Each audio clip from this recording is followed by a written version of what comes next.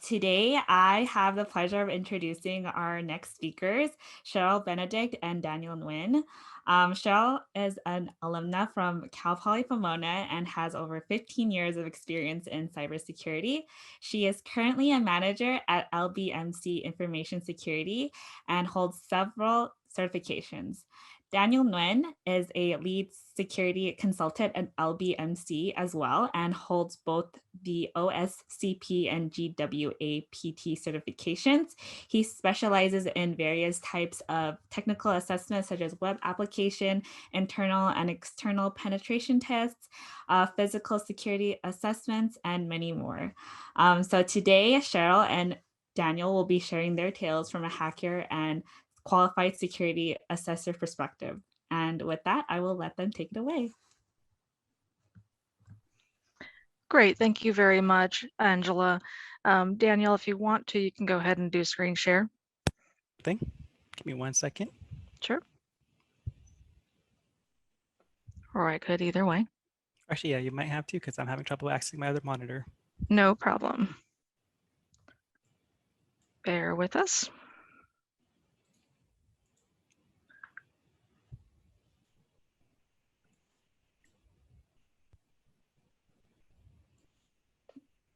All right, let us know if the presentation is coming across your side. Looks good. I think you'll just have to click on presenter and we should be good to go. Okay, great. I just wanted to double check technology, make sure it's working. Okay. Here we go. The agenda today is just to cover a background of the sorry about that. The hacker and QSA stories from lessons learned from a year of compromises. And I don't know why this is automatically scrolling through. This is interesting. Okay. Go for next here. So I want to give everybody just a background of our experience, and Angela had already kind of gone through this briefly here. So again, like I mentioned, I'm a manager at LBMC Information Security. I'm a Cal Poly Bachelor of Science in Computer Information Systems with the Application Software Development track. I had graduated in 2002. So just to let you know on that. I have over 15 years of experience in information security and compliance, and have performed various assessments, testing various types of compliance efforts with PCI data security standard, SOC reporting, Sarbanes-Oxley, the Japanese JSOX requirements, HIPAA security risk assessments, ACAB, which is a Death Master file, IT internal controls, business process controls, and e-discovery computer forensics for various organizations, including the Fortune 500 global organizations. So I do hold several certifications, as well as you can see here.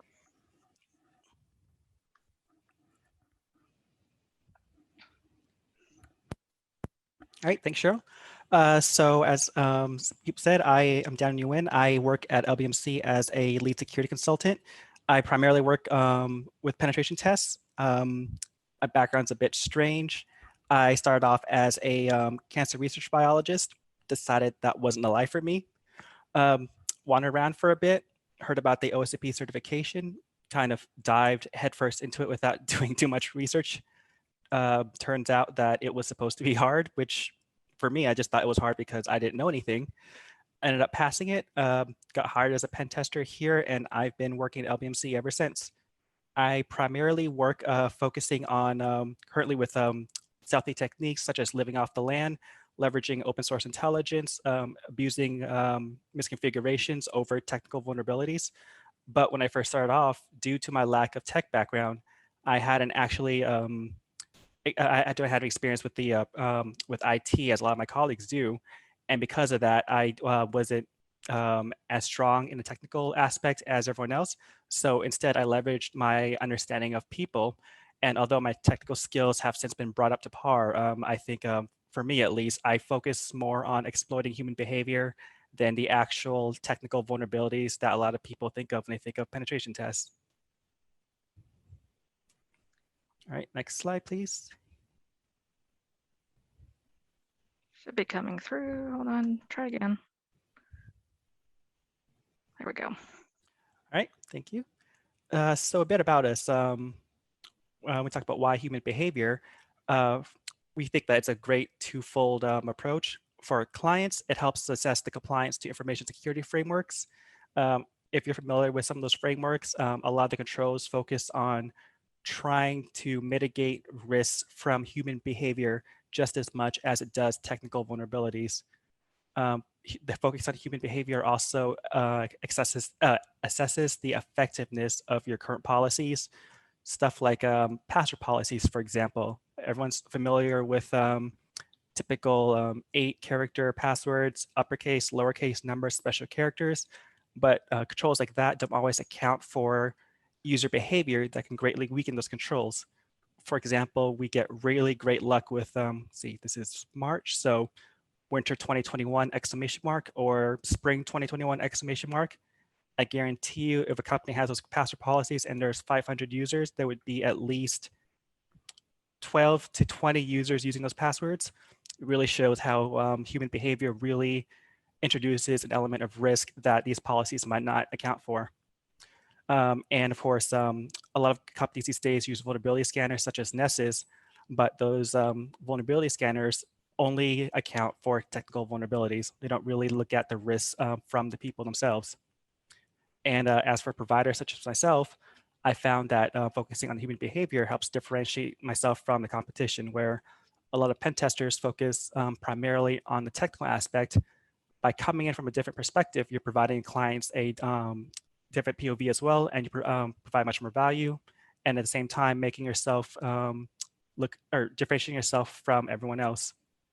And for people like me who work in offensive security specifically, by focusing on human behavior, you could find additional attack vectors that I will talk about later that would bypass otherwise strong technical controls. So the first thing we're going to talk about is target profiling. So target profiling is trying to understand who you attack. When you focus on the people themselves, you could help better direct your attacks. You could ensure your attacks would be more successful, more efficient. Generally, you're going to draw a lot of generalizations, a lot of educated guesswork. So even though it's not always accurate, it's not a science. When you become more experienced, if you know what to look for, when you get better with target profiling, you'll find that your target success rate with attacks such as social engineering phone calls, such as phishing attacks, become much more successful. Some of the factors that I take into account when I profile my targets include field or industry. For example, healthcare workers are very vigilant about PHI. So if I come in with an attack trying to bring up patient information, I know it's very likely not going to work, because the second I mention anything related to PHI, they're going to be immediately on guard. Whereas if I come in with a different approach, it might not raise the same alarms that with that PHI normally would. Similarly, job role, what you do in your company can affect what level of access you have, what your level of acceptability. Personally, I like focusing on developers because I found that developers have that great perfect middle ground of a lot of privileged access, but their work introduces some potentially insecure configurations, primarily in development environments, whereas some other jobs, they might be easier to exploit, but they might not have the same level of potential access that developers would. Other factors include behaviors, personality traits you might get from social media, or just even if you've ever gotten to talk to them before. And of course, company culture. The way I would attack a Fortune 500 company is completely different from how I would attack a local tech startup with 20 users.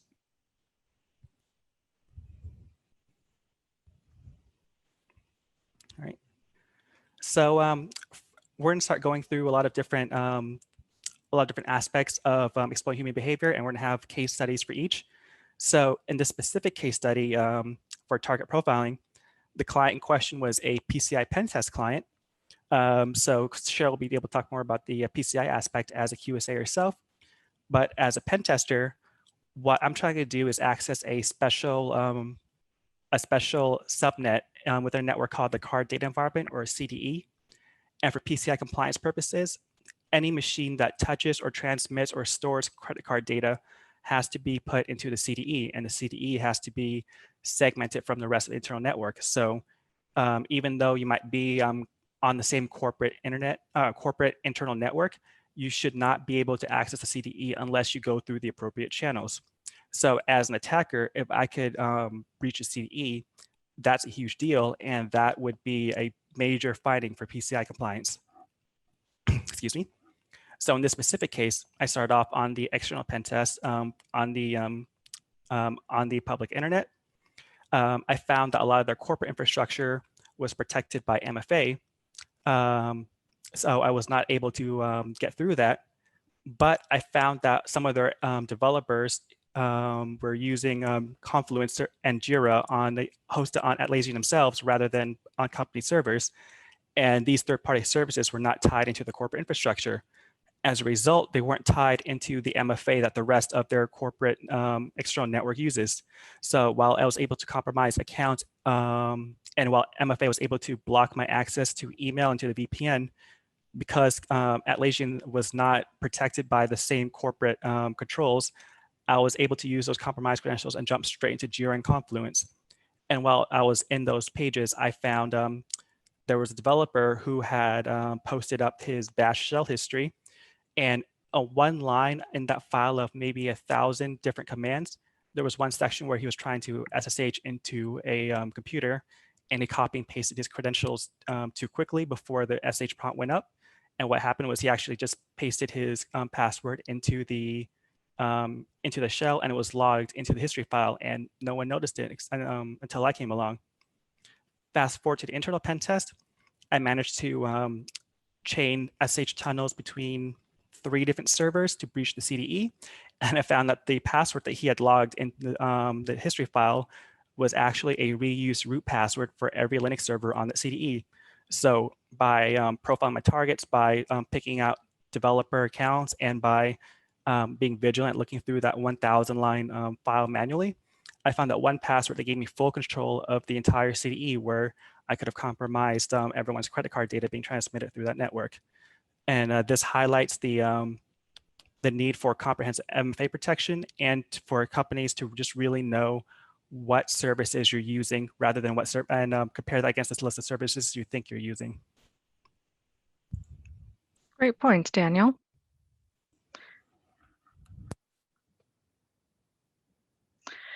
So next, I just wanted to kind of look at it from a compliance perspective.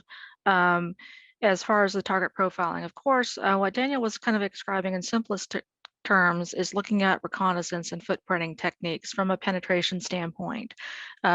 Looking at a lot of the compliance protections from a qualified security perspective, looking at kind of how these techniques from the penetration testers' methodologies and how he was able to gain access into the cardholder data environment.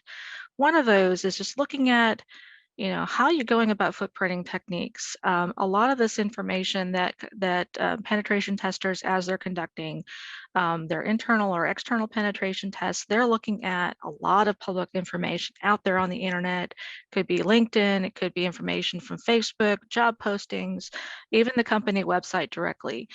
So one of those things that you want to look at is making sure that the technology infrastructure, a lot of these components or tools the company is using, is not listed in the public domain. So you don't want to be listing out the companies using SQL, Oracle, like Amazon or Azure as an example, and just have it be generic. Comfortable with a database, enterprise database technologies or cloud security technologies and things like that, and just have it be very generic in nature. So that way it would help prevent, some of the guessing that a penetration tester would have to look at as far as compromising credentials and things like that. Also, one of the other things is taking a look at the hardening of systems. So you want to implement system hardening best practices, and you can utilize various other types of benchmark standards out there, such as the Center for Internet Security, the CIS benchmark standards, NIST. There's thousands of different hardening templates that are out there. So you want to make sure that you harden your systems, making sure that those controls, there's only the allowed ports and services enabled for conducting your general business processes. One of the other things that you also want to look at in just, how Daniel exploited these credentials. You also want to take a look at these password controls, making sure that passwords are masked and not stored in clear text. So looking at how you're going about controlling those password technologies, making sure that they're not being stored in those bash shell scripts or logs. In addition to that, multi-factor authentication, you want to be able to enforce this for all externally facing systems, as well as any systems that are accessed within the cardholder data environment.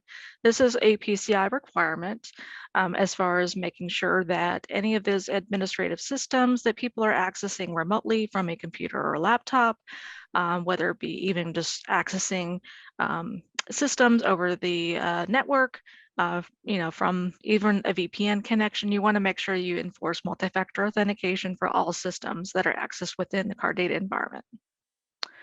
Another compliance protection for target profiling is implementing security awareness training. So this really is looking at how you go about preventing social engineering and phishing attempts that could be commonly done as part of this footprinting exercise during the target profiling phase, and making sure that they're aware of what these types of attempts would be to be able to compromise any personally identifiable information. And next up, we have attack pretexting.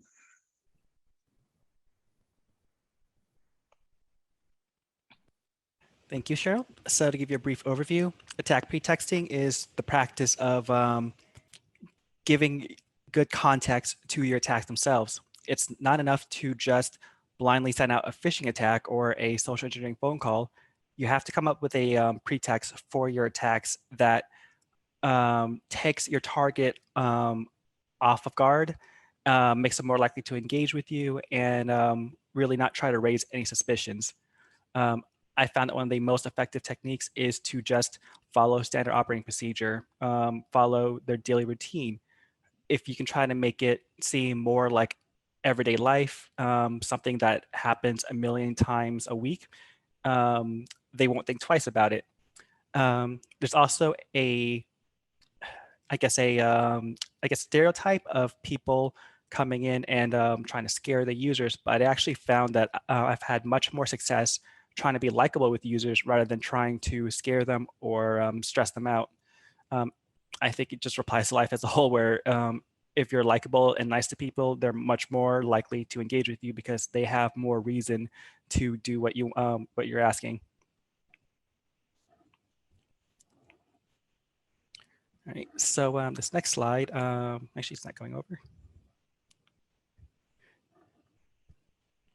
Sorry about that. Here we go. So this next one is something that I've actually used a lot. So especially since COVID started, we found that a lot of our clients have been shifting more to remote work. So of course, MFA protections are much more commonplace now. I want to say that pre-COVID, maybe 10% of VPN portals and 20% of email services were not protected by MFA. But ever since, I want to say roughly June 2020, I don't think I've actually have seen any external portals that are no longer MFA protected. So it's so widespread now. But there are still ways to get around this control by exploiting human behavior. In this specific case, again, it was an external pen test conducted from the public internet. All their corporate infrastructure, including VPN portals, email servers, were protected by MFA, but their MFA was configured to allow push notifications. So for those of you who are unaware, most MFA devices use codes. It might text you a code, or the app itself might show a code that you enter into the login portal. In contrast, push notifications simply send out a push to your phone, and you can just click accept or deny on the app itself to either accept or deny the MFA authentication attempt. The issue with this is that code-based MFA requires the user with a device to also be present at the computer logging in, whereas push notifications allows the two to be separate. So as an attacker, I could try to log in and send out a MFA push notification around 8 or 9 a.m. in the morning. The user will see it, and more often than not, they will assume that this is from them logging to work for the first time. I'm sure some of you have worked in corporations before where, especially since COVID, you log into work in the morning, you get the MFA push notification from you trying to VPN in for the first time. A lot of these users will get used to that over time, and they will like blindly accept the push notifications, allowing me in. Similarly, if I focus on noon to 1 p.m., users will assume that the push notifications are from the computer being idle and timing out during lunch, and that this is just from them coming back to lunch. Personally, normally I just look for users who allow push notifications only. If I find that the user only allowed SMS text, I won't even try logging into their account. And overall, I've been able to exploit this to access all sorts of things from their email to the internal network, VMware Horizon applications, their SSL portal hosting internal applications. And a lot of the time, I've been able to leverage this bypass of MFA into domain administrator access on their internal network and gain control over the entire corporate infrastructure. And this goes to show that even though MFA is a technically strong control, there are ways to bypass it without relying on technical attacks.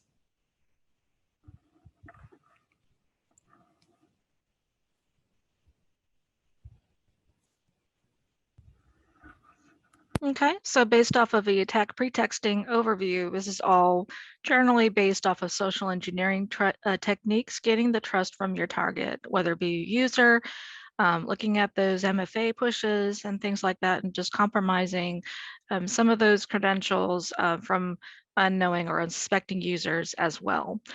Some of those protections that you can consider implementing across the board would be implementing policies and procedures, as well as looking at implementing multi-factor authentication across the board, and making sure that those users are aware from an information security awareness training standpoint is looking at, these social engineering attempts. And a lot of these are very common in nature with multi-factor authentication by having unsuspecting users click on those automated MFA pushes to their phone and automatically or just unknowingly accept those when they know that they might already be connected into their corporate network. Also, one of the other attack methodologies is looking at SMS smishing, is looking at those automated text messages, whether it be clicking on a link or something like that to say, yeah, I've authorized, there's an MFA push on your phone, you get an SMS text, you click on a link to authorize, accept or deny these transactions. You want to make sure that users are aware of these. If it's unknown activity, just inform these users not to click on those links and report those up to information security as the help desk processes. One of the other things that our pen testing team that usually does is conducting these regularly tests on users and conducting these phishing campaigns. So you want to look at some other tools, looking at other tools such as like KnowBe4, and there's many different other tools that are out there pertaining to phishing exercises and different campaigns that you can conduct within your user community, making sure that they're aware of all these different attack methodologies. And I do see several questions that have been popped up in the queue. So we will hold on the questions until the end of our talk. Next up is our process caps. All right, thank you. With any good security framework, with any good information security policy, there are a lot of processes in place that would try to mitigate risks from technical and user behavior. Some of the problem is that the best controls are only as effective as their implementation. You could create a control that states that users will have, 16 character passwords, all random, no dictionary words. But again, it's only as good as their implementation. And oftentimes, some issues will slip through the cracks unnoticed in any sufficiently large or complex company. Some factors that affect the likelihood of this happening are how complex the organization is from both a size and I guess just internal technical complexity standpoint. An organization with say 5 or 6 subsidiaries in Active Directory that were all kind of patched together are very likely going to have major issues there. Another issue would just be the technical and human resources available. Anecdotally, I once worked a client with extremely talented people and with great monitoring solutions in place, but they were so understaffed that I was able to compromise them undetected because there was no one physically there at the computer to notice the alerts as they were coming in. The audits on the effectiveness of policies generally would find these gaps, and organizations that don't conduct regular audits oftentimes will not know that these issues exist. And of course, just random technical quirks. Group policy is probably the biggest one.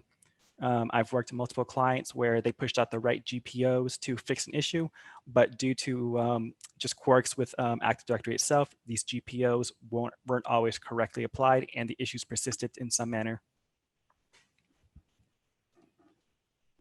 Right. So for the case study, I'm gonna wait for a slide, there we go. So the client in question was a very old organization that's been around for a while. We conducted an internal network pen test for them where we actually started off on the internal network itself.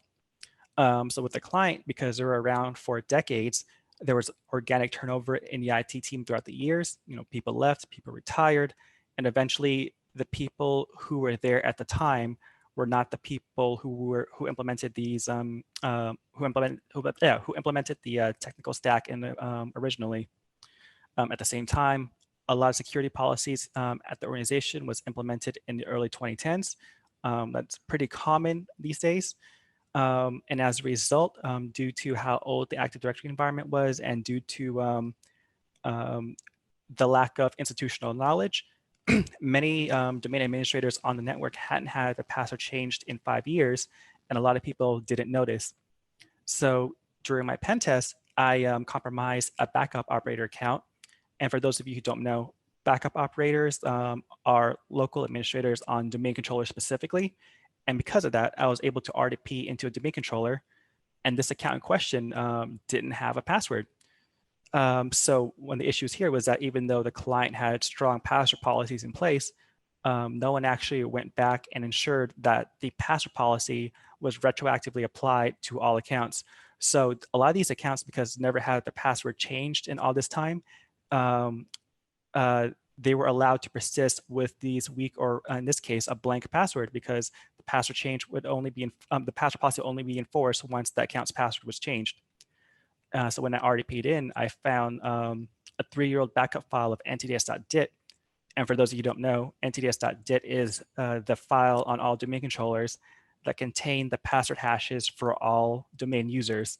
So by compromising this file, you compromise the passwords or the password hashes of everyone on the Active Directory domain.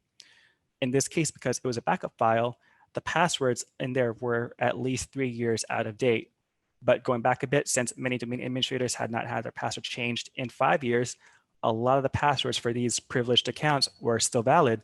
So I was able to take this old file, log in with these very stale passwords, and compromise the entire domain that way.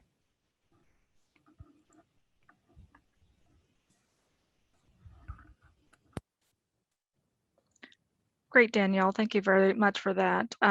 It's a very unique client situation where in some cases, they may have another security firm taking a look at them, and they've passed their PCI compliance year over year. Unknowingly, you've got all these gaps that we found, and looking at all these weak security controls that were exploited, and that's definitely a PCI compliance issue. Taking a look at those password controls and those password requirements. You know, you can't have weak passwords in a PCI environment. You can't have anything that's blank. You can't have, you know, passwords that haven't been changed in a periodic time frame. Typically, you know, PCI requires at least passwords being changed at least every 90 days, if not more frequent. So it really kind of depends on how users implement these password controls and enforcing these industry security best practices. So you do want to make sure that your company is enforcing current password policies and procedures, and they do reflect the current password practices enforced.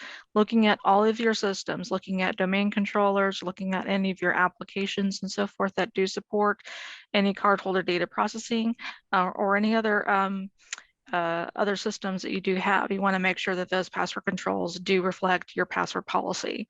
The other thing is taking a look at making sure that you do perform periodic compliance assessments or audits against your policies and procedures, as well as looking at your system configuration. So you do want to conduct looking at all of your security controls, performing those periodic audits against IT general controls within your environments. Next up is looking at the access control gaps, and this is always a very common framework, as one person's trash is another person's treasure. Yes, it is. This is where I am probably most happiest. I like to joke that my security spirit animal is a raccoon because I am often the one deep diving through network shares and looking through files to help me compromise a network. So access control gaps in any environment, access control is the most basic security control there is. You know, you log into your account with a username and password, and you're only able to log in if you're allowed access to that computer in the first place. Same fundamental rules apply in pretty much all of security. You're only supposed to grant access to users who really do need to be there. One of the key issues is that good access controls hinges on people making the correct determination of what appropriate access actually entails. And the problem is that people don't always make the right choices. They might not know who requires access. They might not recognize excessive access when they see it, or due to technical issues, they might not be aware of excessive access permissions. And as I said earlier, these controls are only as effective as their implementation. And I have made a great living just exploiting organizations by finding useful data that a lot of organizations have overlooked or were not even aware it's there. In a recent pen test, I managed to compromise the entire internal network, and it started off with finding a single string in a .exe. I just ran the strings command and I found a password hard-coded in executable, and from there I compromised a privileged account.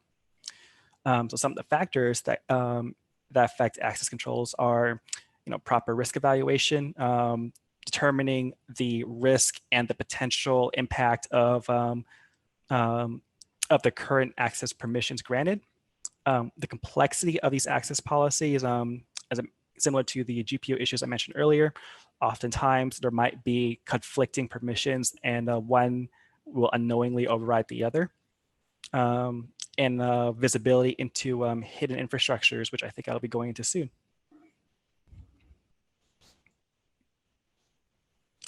All right. Yep. So in this case, I'm going to talk about this really fun compromise I had. We were on an internal network pen test. I think this was actually within the CDE.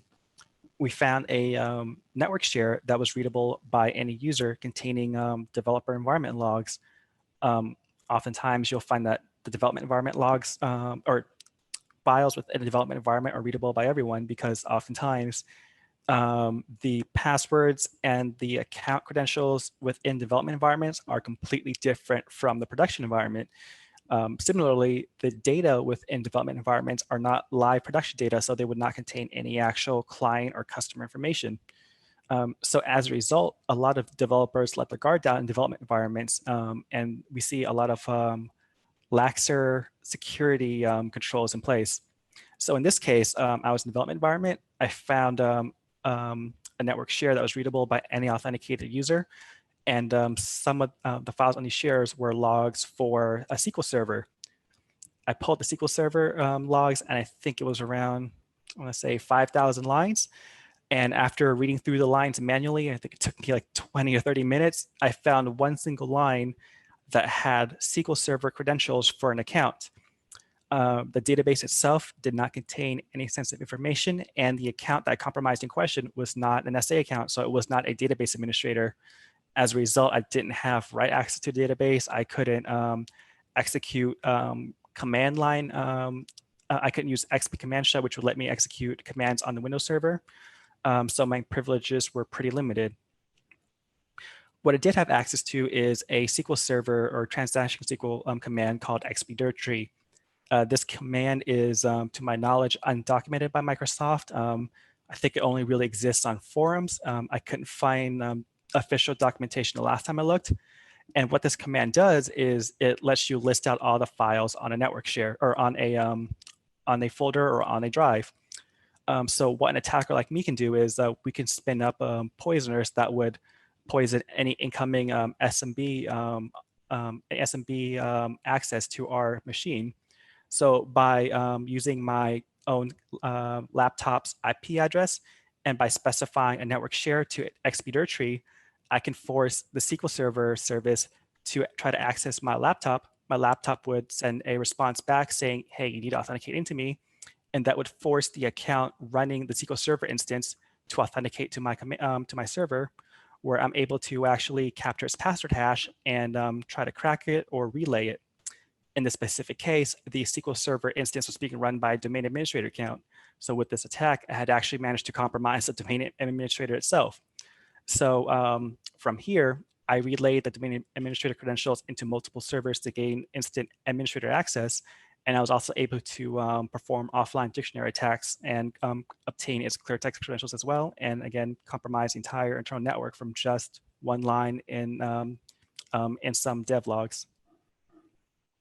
Yeah, it's pretty amazing just all the different ways that you can compromise all these access controls. So looking at this specific example of a case study that Daniel had utilized to exploit these weak and excessive access controls is taking a look at, compromising many different ways. And you can take that as, some of these, unsuspecting ways of using those development credentials and being able to pivot that information and pivot off and compromising that domain administrator account.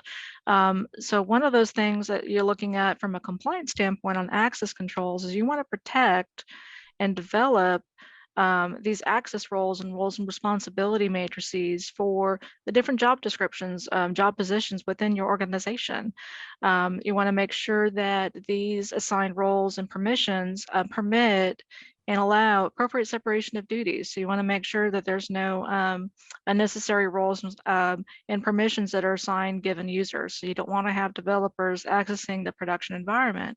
And the same way, as far as being able to promote code into production, you want to make sure there's appropriate separation of duties throughout the processes of permitting access to your environment. Also, looking at different ways that you can exploit access controls is looking at when users are setting up or getting set up new access within the corporate environment. You don't want to mirror another user's access rights or permissions. It could be excessive in nature. If you don't have those developed access roles and permissions that are set up, you can be giving access unknowingly, to this new hire that shouldn't have access to certain functions. So one of the other things is taking a look at the access control compliance measures is also performing periodic user access reviews. You do want to conduct those at least on a quarterly basis, making sure that all users have the appropriate level of access, and if there's any changes that need to be made across the board, you're following a defined process and help desk ticket process to actually go through, remove those access, or if things need to change, their job roles change, you're making sure that those changes are reflected accordingly as well. Also taking a look at terminated users access. You want to make sure that that access is removed in a timely manner. And it's not just network access. You also want to look at the system and applications that user also had access to during their time of employment. And that's always one of those common areas to exploit. As far as access to a given application, whether it be Amazon or something access that they had in the cloud, you want to make sure that those accounts are also deprovisioned as well.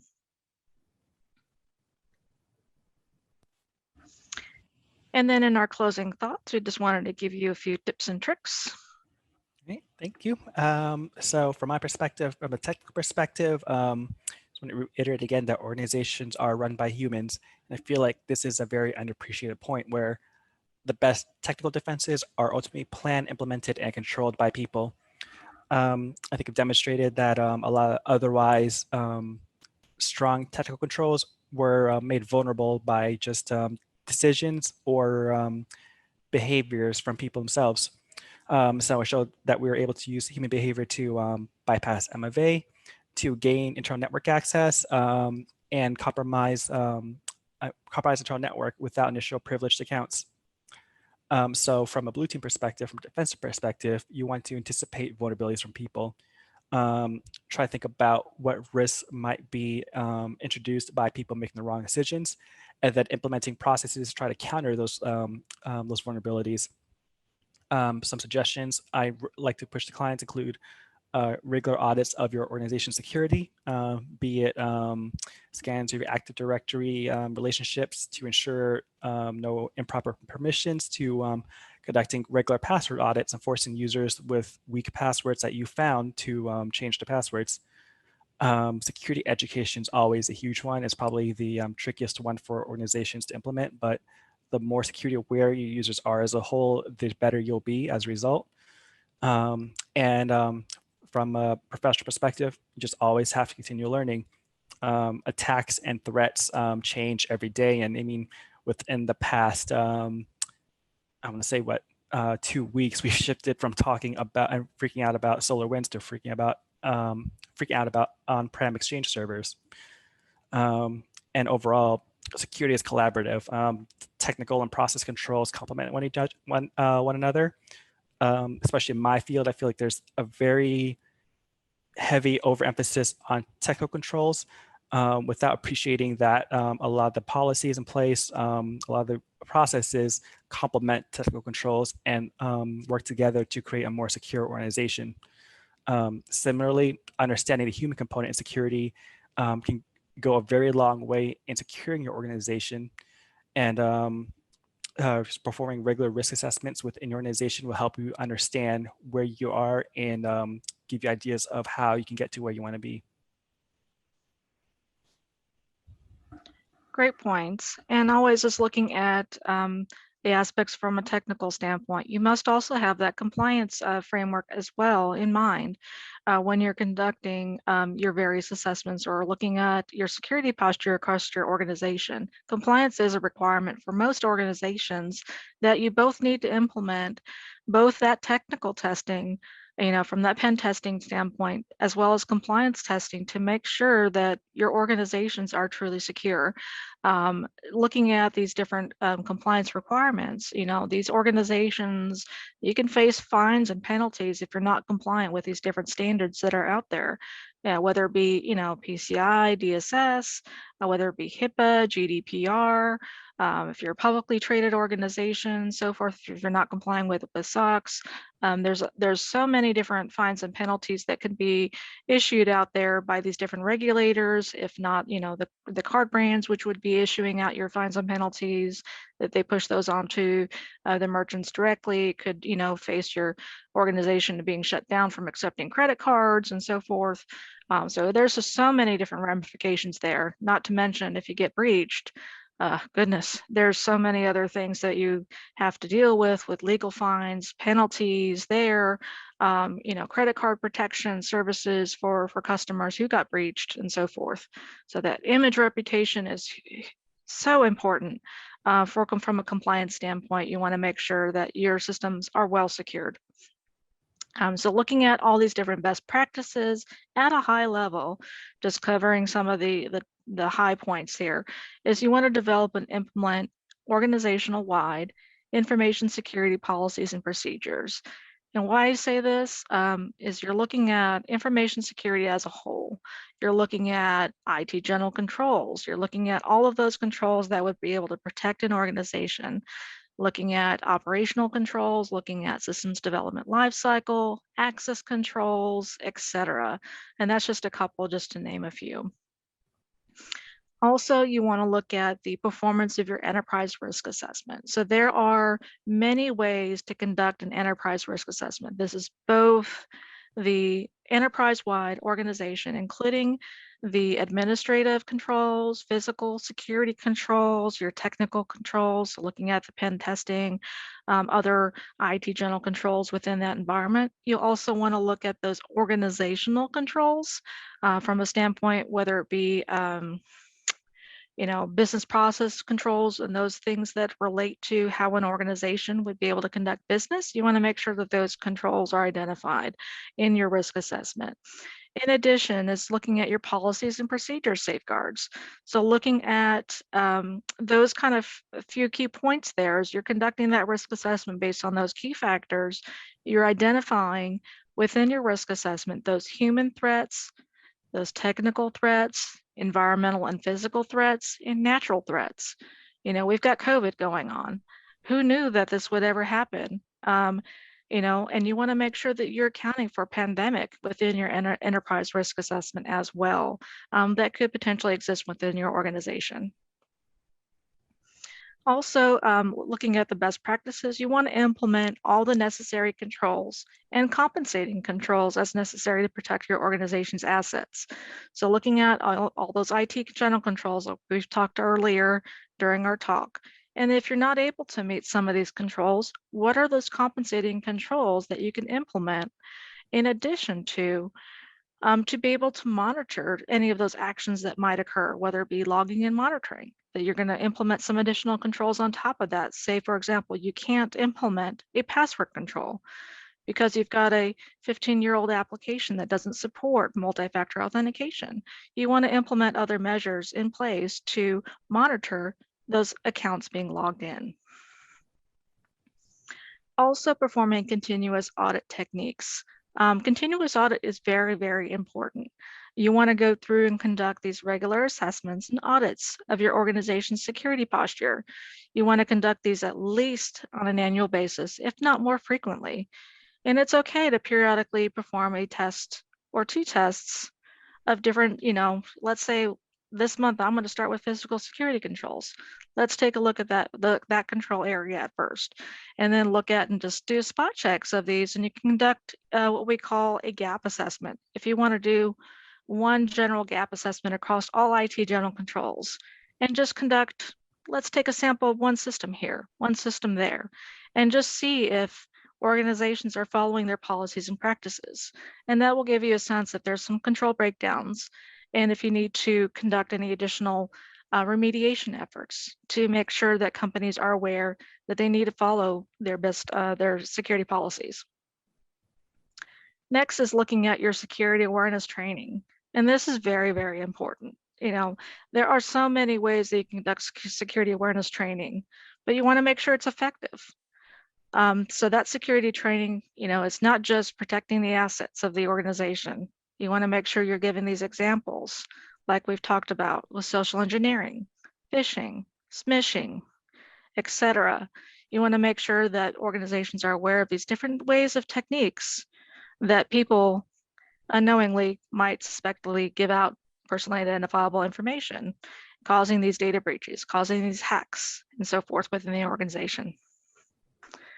You also want to be aware that that users are aware of all of the information security policies and procedures, and these requirements that they are required to adhere to them. So, a lot of these compliance measures, they require that users abide by and adhere to the policies and procedures. So they must electronically sign or physically sign on the policies and procedures upon hire. So we're going through and testing these PCI requirements or other compliance requirements that do require adherence to policies. So if we know that they're not following these policies and procedures, we know that there's a control gap, that we need to make sure that users are educated on these new changes that are going on within the organization. Also, looking at the continuous audit techniques, you also want to conduct these technical reviews and perform at a minimum an annual penetration test against these environments. And it could be black box, gray box, it could be white box. So looking at these different techniques, you want to make sure that you're conducting these penetration tests at least annually, if not more frequently. In some cases, some other regulations do require segmentation testing at least every 6 months for service providers. So there's different ways that you can conduct these. A lot of organizations, they might even conduct these more frequently, a quarterly basis. They might have had issues in the past that they want additional level of comfort that their systems are secure more frequently. And with that, we will kind of close out our talk here and pull up our questions and answers queue here to be able to go through these questions here. Yep. Bear with me while I It's look at some of these questions. It's like the first one's for me. Oops, I think I got it. So have you Okay. ever found a pattern in what type of role or level of seniority fall for fishes? As far as roles goes, I found that again, developers are my preferred target because great intersection of privileged access with lack security controls. As far as seniority, I found it's a bimodal curve on either end, where the most susceptible tend to be the most senior people, usually executives at the C-suites, or the newest people who may not be aware of the normal procedure and policies in place. Personally, I actually tend to focus on the newer people because even though the executives might have more privileged access, you are going to set off a much stronger IR response if one of them reports your fishes. And I found that newer people tend to be, they tend to second guess themselves if they should report it or not. And because of that, I'd like to focus on a lot of the newer people. Like the second question is for Cheryl, and I read it aloud. Yep. Cheryl, what's the most common problem you encounter when reviewing how a client has segmented their CDE? That's a difficult question. A lot of common issues when we're looking at segmentation and how clients have segmented their CDE. One of those critical components that we look at is looking at those firewall rule sets within the cardholder data environment. And we're looking at appropriate level of segmentation across their DMZ. So we're primarily focused in on looking at those inbound connections into the cardholder data environment and making sure that limited ports and services are allowed within, that there's no insecure ports and services that would compromise the CDE. We're looking at a lot of those different controls pertaining to the technologies that might be implemented, whether it be cloud security. We're looking at VPC peering. We're looking at other microsegmentation controls that might have been implemented as well to make sure that people have implemented segmentation from what we call their cardholder data environment from the rest of their corporate network. You want to be sure that those systems and technologies are segmented from each other. Within the environment. And then also, of course, implementing multi-factor authentication within the CDE. So one of those things is we just see improper configurations within these segmentation controls as well. So that's one of the most common issues that we see. Right. I think the next question is also for you, Cheryl. Are there any controls that you frequently get a lot of pushback on from clients? I don't really have a lot of pushback, I would say, from clients. What we do get a lot of questions on is pertaining to a lot of these segmentation controls. A lot of companies get very confused on understanding what is a cardholder data environment? What does that mean? What are those systems that are kind of be considered as part of the CDE, and what is what we call a connected to system.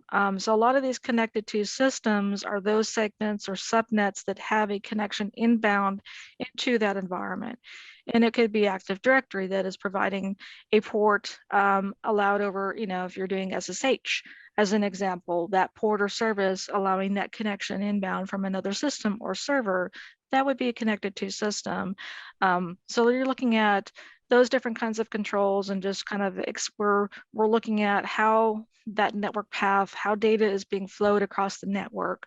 And we ended up, scoping in a lot more systems than the client would potentially expect to see that they're not aware of in most cases. And then also looking at security impacting systems, those security controls are looking at FIM and SIM as well, and those systems do get accounted into scope for security impacting systems. And then it looks like we've got another question here for Daniel, kind of onto that question, how would the lack of those controls affect your ability to compromise network security or network and information, et cetera? It just makes life a lot easier for me, honestly. But the issue I feel is that it doesn't provide as much value for clients. When clients have these networks wide open, there's only so much that you can actually do. Or there's only so much that you can actually write about that they could actually implement. So, if they don't have a strong password policy, then you can all your talk about 80 group permissions or about ask rep roasting suddenly becomes moot. Goes back to crawl, walk, run.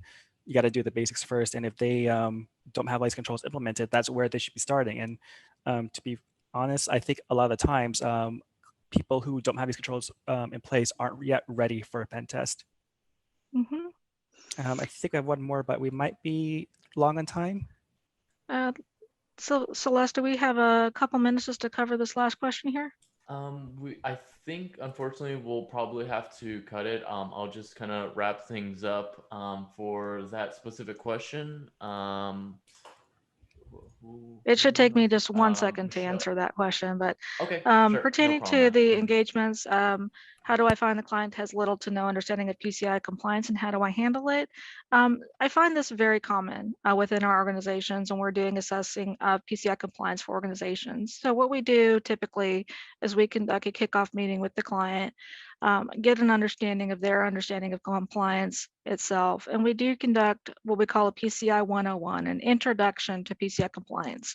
And we give them the understanding of what it means, what we're trying to do, what we're trying to accomplish as far as the compliance efforts are concerned, and give them that overview so they understand what we're here to do, assessing their environment and making sure that they're secure and compliant.